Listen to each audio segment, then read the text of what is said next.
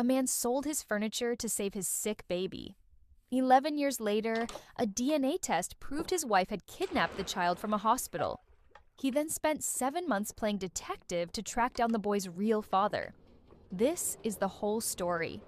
I am not confident in my English, so I relied on AI a bit to write it.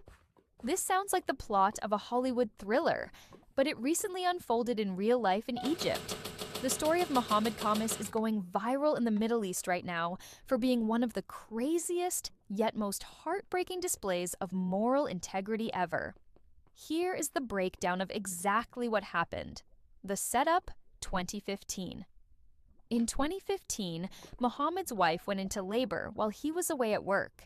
She went to a hospital in Alexandria and returned hours later with a premature, severely underweight baby boy.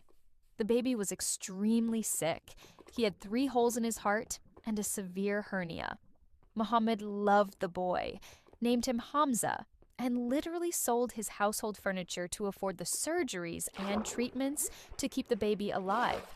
He spent the next 11 years raising him, treating him as his favorite child, and teaching him to memorize the Quran. The twist, 2024. Fast forward 11 years. Mohammed and his wife are having severe marital issues. During a vicious argument, his wife's family tries to blackmail him. They accuse Mohammed of taking in his sister's illegitimate child and forcing his wife to raise it to cover up a family scandal. To prove his sister's innocence, Mohammed secretly gets a DNA test for the 11-year-old boy. The results drop a nuke on his life.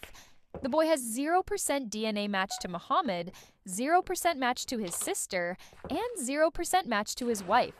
The confession, Mohammed immediately divorces his wife. Knowing she would deny everything to the police, he works with his older biological teenage son to set a trap. The teenager secretly records a phone call with his mother, manipulating her into thinking the police are coming. Panicked, she confesses. In 2015, her own pregnancy had issues. Fearing Mohammed would leave her, she wandered the hospital, found a woman distracted by medical paperwork, grabbed her newborn baby, and walked out the back door. The investigation. At this point, Mohammed could have kept quiet.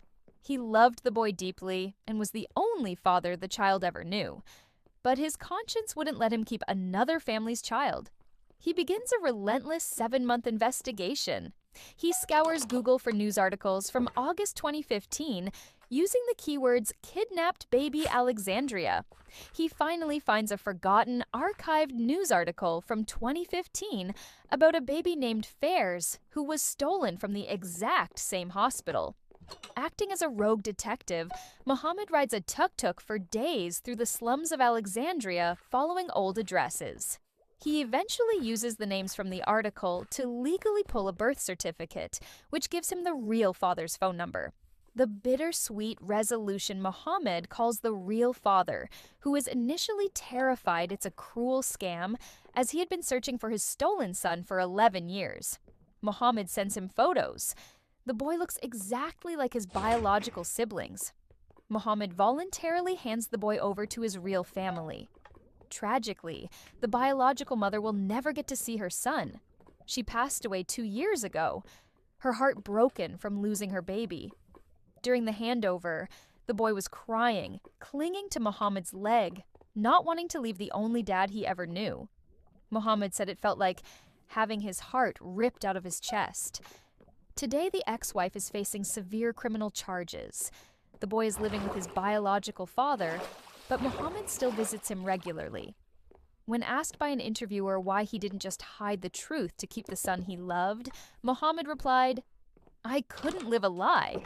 The boy was a trust placed in my hands, and you have to return what isn't yours to its rightful owners, no matter how much it destroys you.